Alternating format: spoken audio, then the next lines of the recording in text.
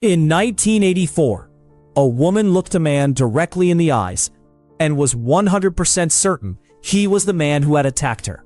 Not 80% certain, not 90, 100.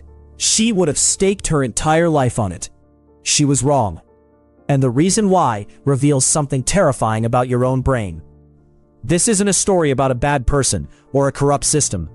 It's a story about something far scarier.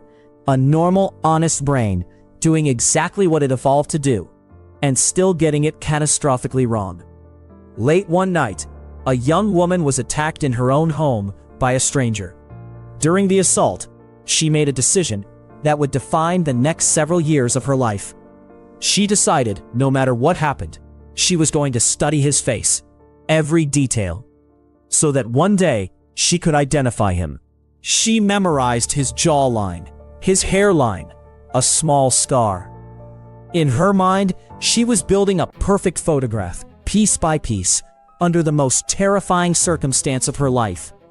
And when detectives later showed her a photo lineup, one face matched the picture in her memory. She pointed to his photo. Then, weeks later, in a physical lineup, she pointed to him again, this time in person. She looked him in the eyes and felt something click into place. Certainty. At trial, she testified with total confidence. To the jury, there was nothing more convincing in the world than a survivor looking a man in the eye and saying, "That's him. I will never forget his face." He was convicted. He was sentenced to life in prison. He spent the next 11 years in prison, insisting over and over that they had the wrong man. Almost no one believed him. Why would they? The victim herself was completely certain.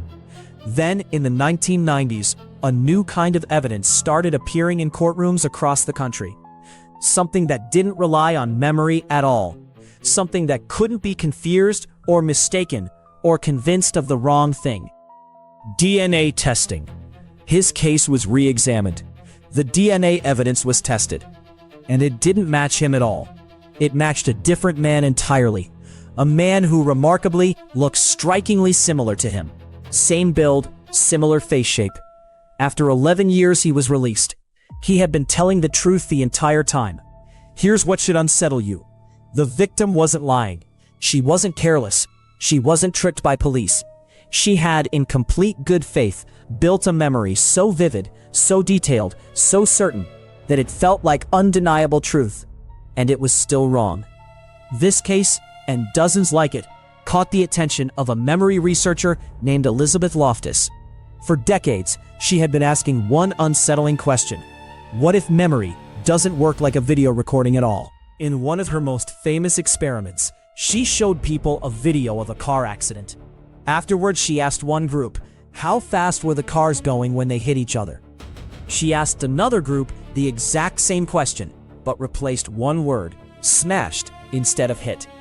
The group who heard the word smashed estimated significantly higher speeds, and a week later, when asked if they remembered seeing broken glass at the scene, even though there was none, the smashed group was far more likely to falsely remember glass that was never there.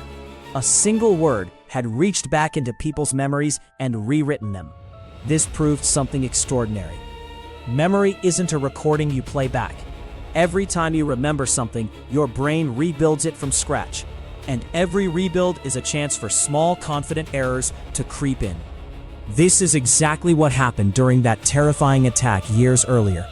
Under extreme stress, in low light, for a matter of seconds, a memory was formed. Then, over weeks of photo lineups and questioning, that memory was reinforced, reshaped, and unintentionally strengthened around the wrong face. Here's the cruelest part. The more times she recalled the memory, the more confident she became. But confidence and accuracy are not the same thing. Confidence just measures how smoothly a memory plays back, not whether it's actually true. Why would our brains work this way? Because for most of human history, hesitating and doubting yourself in a dangerous moment could get you killed. A brain that commits quickly and confidently to a decision, even an occasionally wrong one, kept our ancestors alive more often than a brain that endlessly second-guessed itself. But in a courtroom, in a modern world built on precision and evidence, that same ancient shortcut, can destroy an innocent life. Eyewitness misidentification, researchers later found, has played a role in the majority of wrongful convictions, later overturned by DNA evidence. Now here's the part that should really sit with you. This isn't just a courtroom problem. Every single memory you have, your first day at school, an old argument, even something that happened last week, has been rebuilt and slightly altered every single time you've recalled it. You are, right now, walking around with a head full of memories that feel completely, vividly true, and some of them simply aren't. Not because you're dishonest, because that's just how memory works. But in a courtroom, in a modern world built on precision and evidence, that same ancient shortcut can destroy an innocent life. Eyewitness misidentification, researchers later found, has played a role in the majority of wrongful convictions, later overturned by DNA evidence. Now here's the part that should really sit with you. This isn't just a courtroom problem. Every single memory you have, your first day at school, an old argument, even something that happened last week, has been rebuilt and slightly altered every single time you've recalled it.